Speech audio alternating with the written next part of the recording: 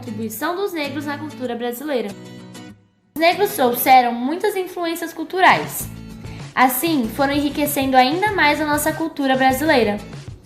Entre elas estão a dança, a música, a culinária, as linguagens, a religião, os instrumentos, a moda, a literatura e o nosso famoso folclore brasileiro.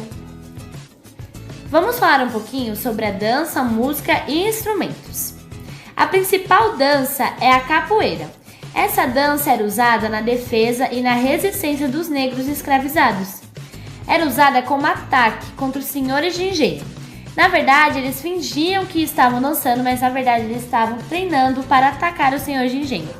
E essa dança barra luta ficou conhecida como patrimônio cultural brasileiro. Para fazer a capoeira, eles utilizavam vários instrumentos para fazer a música, como por exemplo berimbau, pandeira, tabaque, baqueta, gogô e muitos outros. Esses instrumentos são usados até hoje, inclusive na própria capoeira.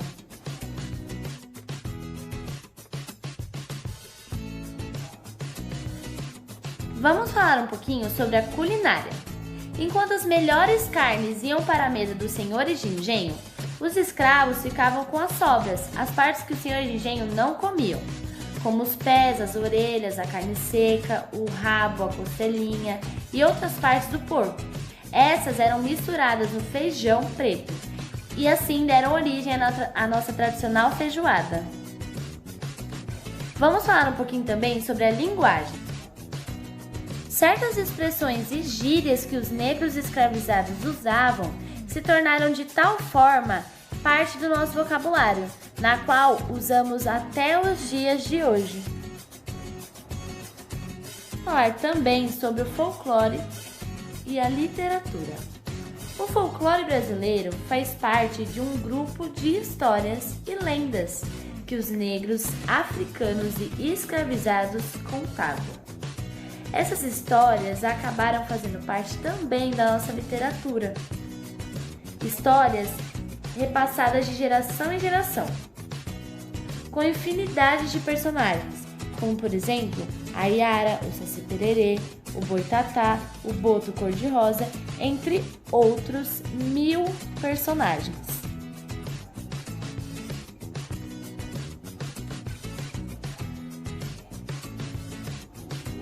Vamos falar também sobre a moda. Uma coisa que está bem presente na nossa cultura é o turbante.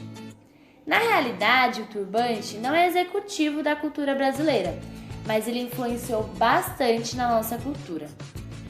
Para as negras e negros brasileiros, é um símbolo de resistência e empoderamento, e tem relação com a história de escravismo e marginalismo a que essa população esteve sujeita ao longo de toda a história do país.